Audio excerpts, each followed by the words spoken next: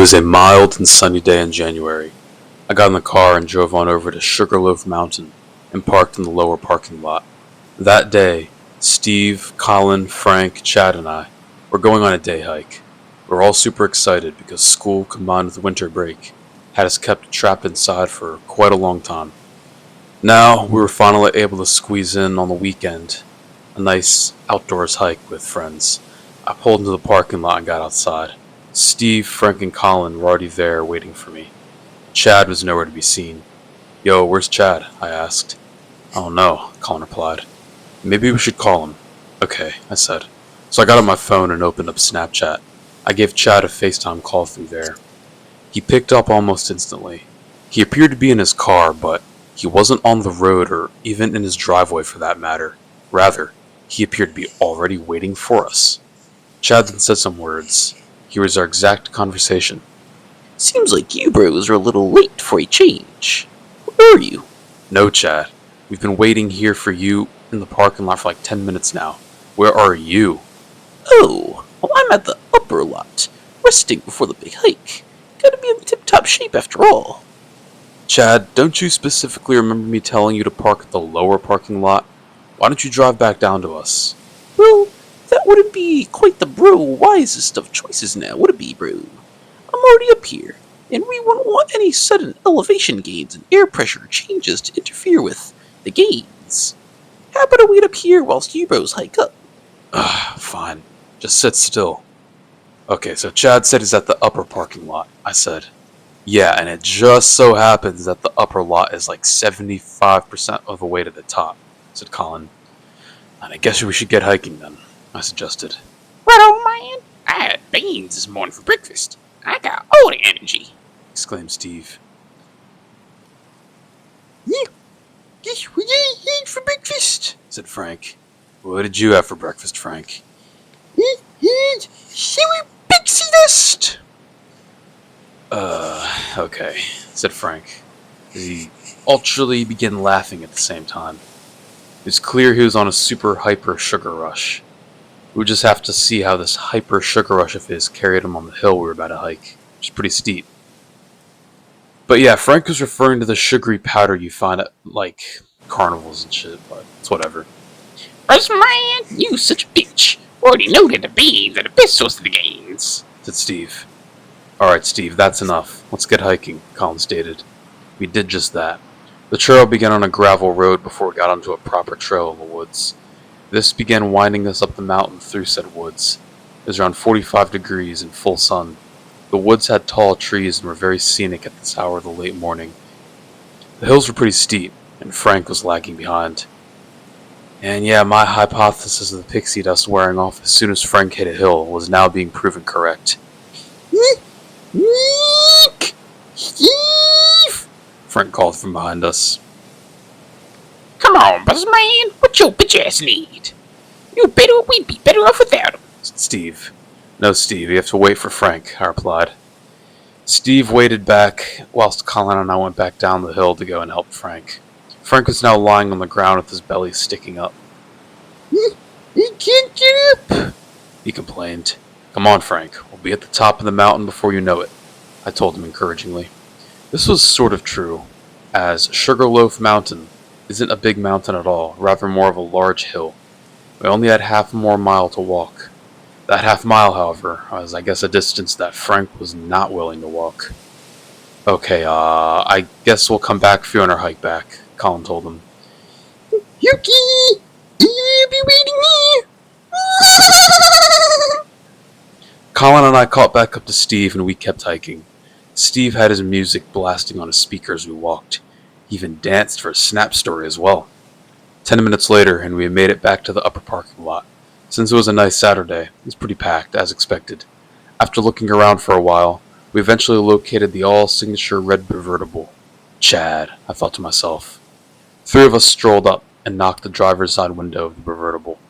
The driver then rolled the tinted window down. It was Chad. "What's up, bros?" he exclaimed. "Yo, Chad, ready for the hike?" I asked. "Sure am, bro.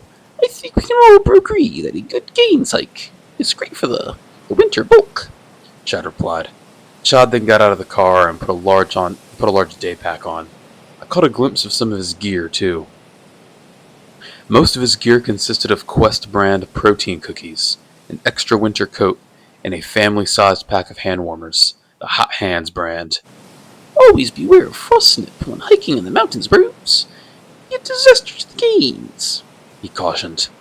The four of us then began heading across the upper lot to where the trail continued from. Just then, however, we witnessed a blue minivan swinging into the parking lot. It parked right near us, near the porta potties. The driver put the minivan in park and stepped outside. It was no one other than Herbert Ernie himself. He wore black dress pants, leather dress shoes, a gray button-up plaid office shirt, along with a yellow hard hat on his head, the kind that construction workers wear.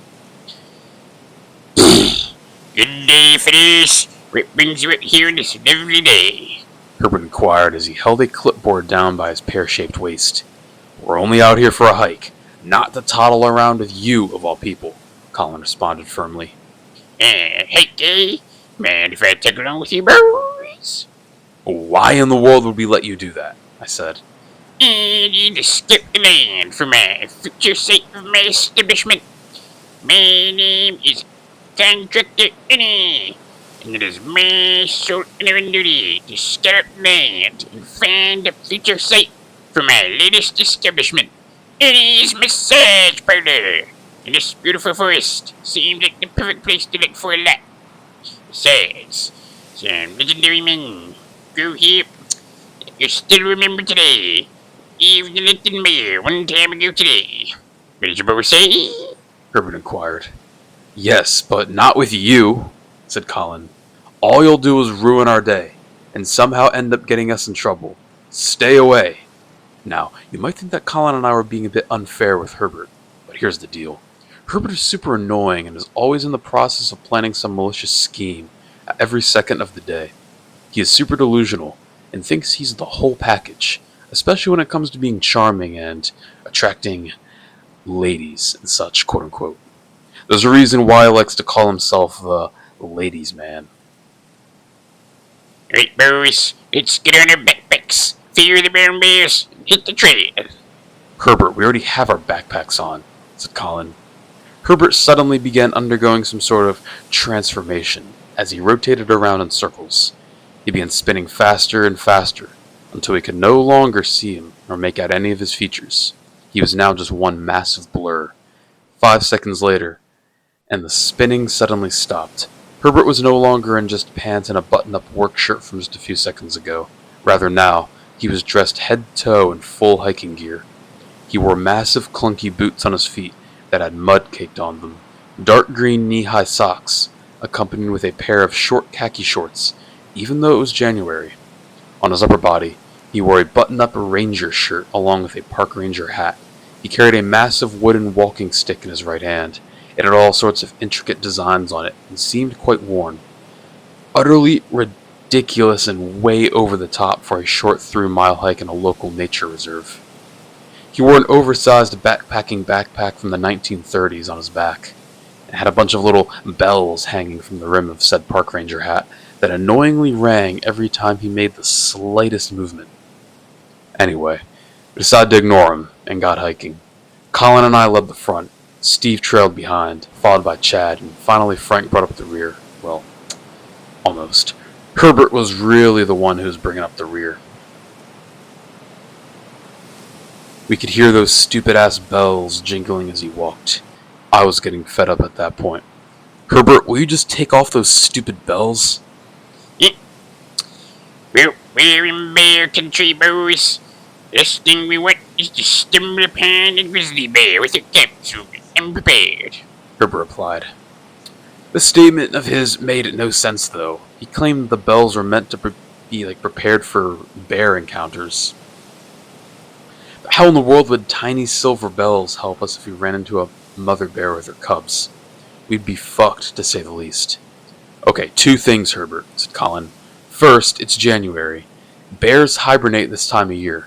Second, there aren't even any grizzly bears in Maryland to begin with.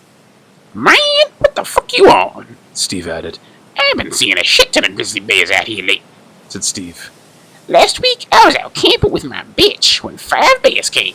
I grabbed my 2 Glocks and shot at them, but that that only seemed to make them bitches even more pissed. Just then, my homeboy hit me up saying that my pies had arrived back at the parking lot.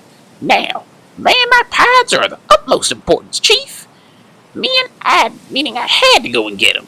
I was not gonna let my bitch hanging though, so I was able to ride one of the bears on the backs before riding to the parking lot. After I got my pies, I got high as fuck back at camp when my bitch gave me head. Steve explained.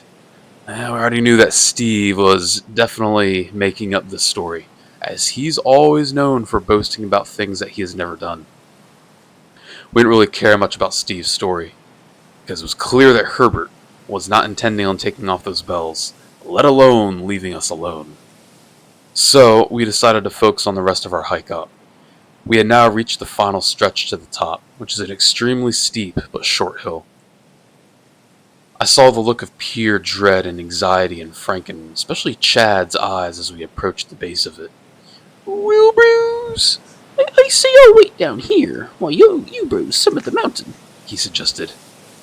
Come on, Chad, stop being a bitch. This hill won't even take 3 minutes to climb. It's not that bad, I replied. Besides, I thought you loved hiking. I thought you loved fitness. Well, Bruce, I do, but due to my massive pec size, there seems to be a little bit of some chafing going on my chest, and that would be a disaster to hike with now, wouldn't it be, Bruce? Okay, well, first of all, chafing on someone's chest is something which I had never heard of before. What do you intend on doing?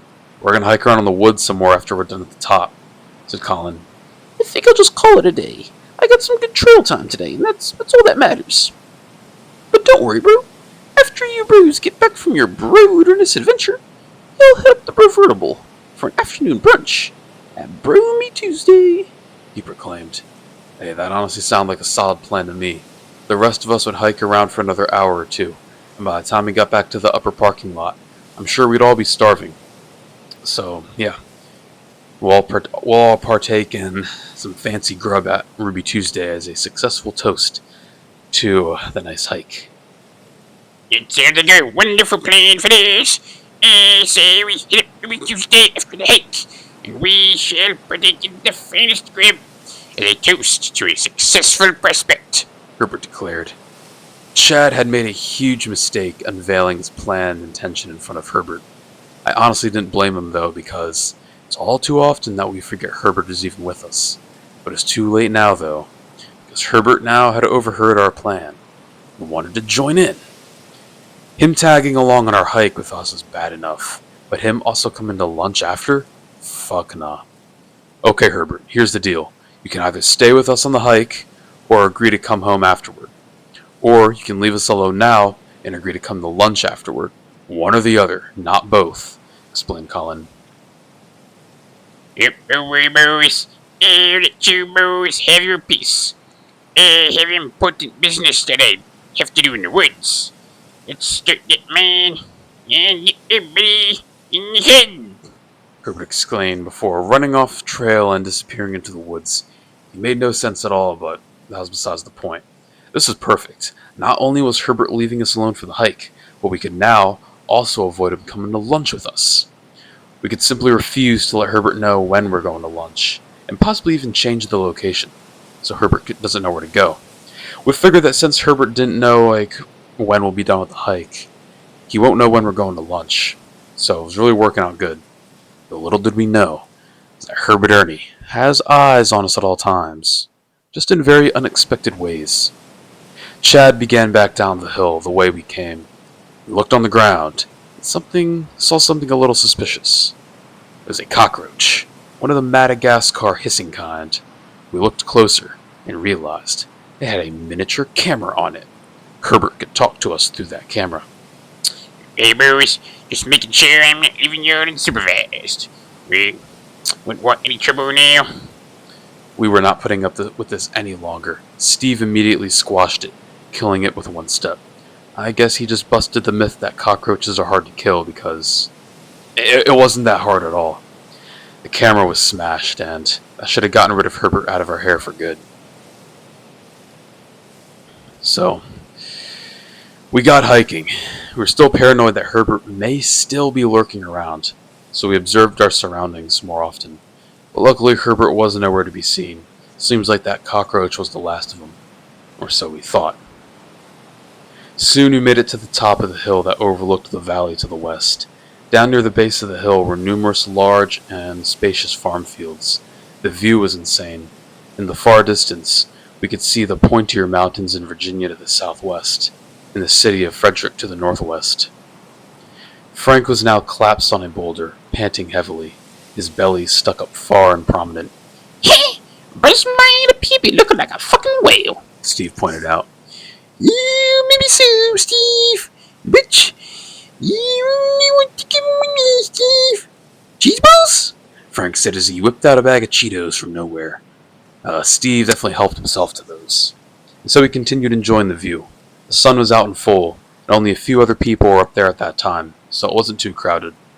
We enjoyed the serenity. The serenity was soon broken, though, when we noticed a bright neon orange dot in one of the fields below, accompanied by a faint but prominent Eh. I then remembered that I had a pair of binoculars that I kept in my backpack. I took them out and was soon able to locate the figure. It was a figure in a bright neon orange morph suit. It looked quite chubby. It wore fake glasses and was in the process of running across the farm field. It disappeared into the woods and then proceeded to waddle down toward the creek. We weren't the only ones that saw it either. Everyone at the overlook was now muttering to each other in confusion. We decided to ignore it and proceeded on with our hike. Huge mistake. We finished up at the overlook and got onto another trail. This trail would eventually loop us back to the parking lot. Just give us more miles though to hike, like we wanted. Once we arrived back, however, Chad would be waiting for us in the convertible to take us to brunch. We got back to hiking. Frank seemed to have hit a wall, hence why he collapsed like a beach whale earlier. But the downhill section of the trail seemed to raise his spirits a bit. Steve reached into his drawstring bag and took out a Monster Energy. He chugged it and proceeded to go berserk. Whoa! He screamed. Other hikers looked at him quite weirdly as they passed us. Steve then turned on his Bluetooth speaker again and switched back on his music. Usually, Steve's taste in music is alright, pretty good. But something about his choices that day just wasn't it. A lot of families gave us some dirty looks as they listened to the songs that Steve were playing as they were with their kids. Steve didn't get the hint though and kept on dancing for his snap story. Quite embarrassing to be honest. Pretty soon the trail flattened out and took us into a large stand of aspen trees, which were very scenic in the winter sun. The next hour or so was pretty uneventful. We had completely forgotten about Herbert and completed about 3 total miles of hiking that day, and were about to make it to the parking lot. However, we had to cross a creek that ran down the side of the mountain. There was a footbridge to cross on, which is nice. However, as we walked across, Colin pointed out something alarming. "Look," he said, pointing downstream.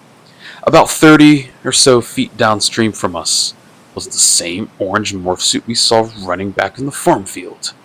We immediately could recognize who it was. It was no one other than Herbert Ernie himself.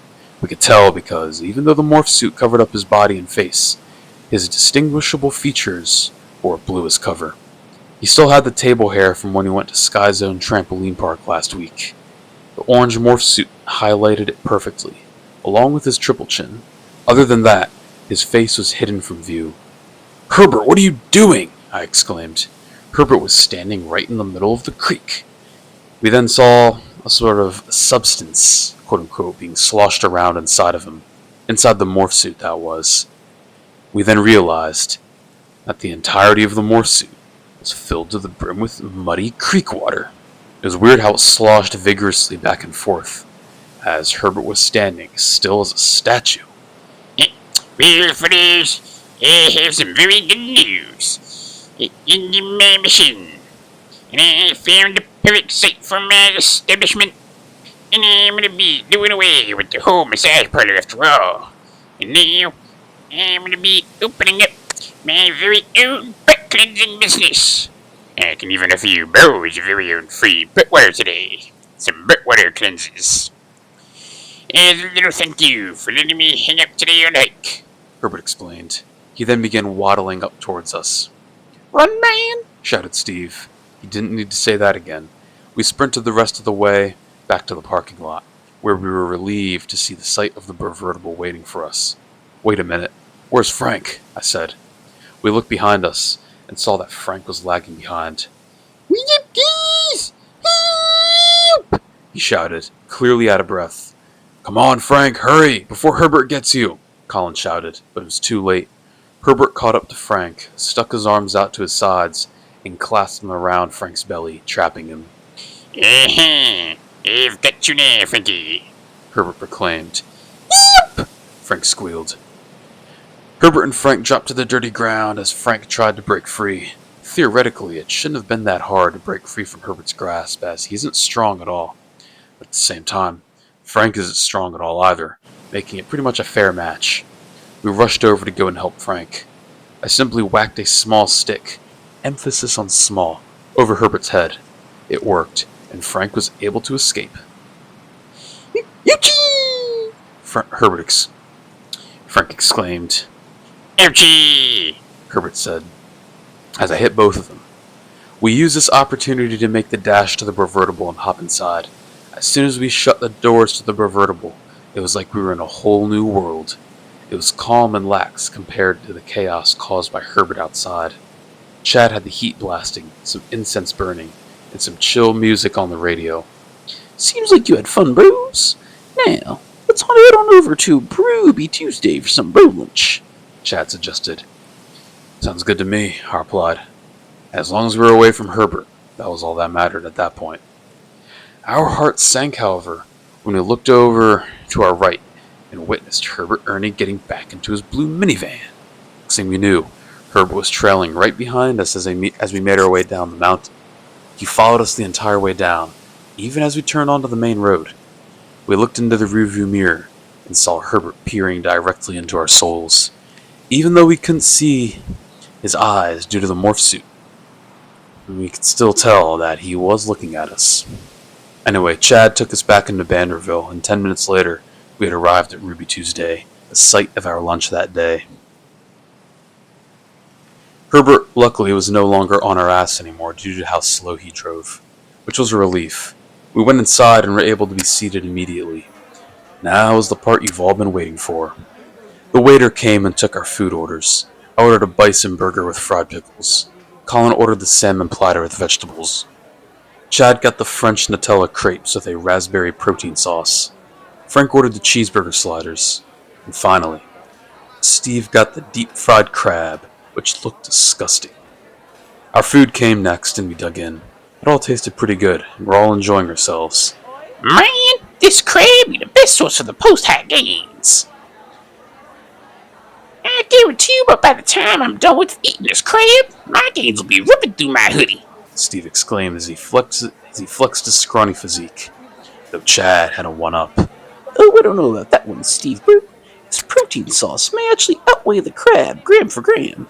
You know, that is if we're actually talking about the gains, he replied as he flexed his blocky bicep. We continued eating. 5 minutes later, though, and a blue minivan parked in the parking lot of the Ruby Tuesday. It was Herbert Ernie. There was nothing we could do. He still wore the orange morph suit as he hopped out of the car. He didn't bother parking it in a space or even turning the minivan off. He just dashed inside the restaurant, making a beeline directly to our table. He then went on to leap onto said table. A tsunami of muddy creek water splashed everywhere, getting us all soaking wet. The orange morph suit deflated, revealing he was truly underneath. We already knew it was no one other than Herbert Ernie himself. The entire rest of the restaurant gasped in shock. Herbert then stood up and said some words. Maybe, boys, seems like Prospector Ernie got a little too carried away with his royal cleansing duties. But don't worry, I can still come through for you, boys. If anyone wants a free butt water cleansing, let me know. It'll be first time free of charge. It's gonna make the freakiest swim time, Herbert said. "Oh no!" the manager shouted. "I'm calling the cops." 5 minutes later, and the police arrived, and Herbert was taken away. The rest of us simply decided to head on home and call it a day. We were all pretty traumatized from what Herbert had done, to say the least. When I got home, I simply relaxed in my room for the remainder of said day. That then concludes the Heep of the hike.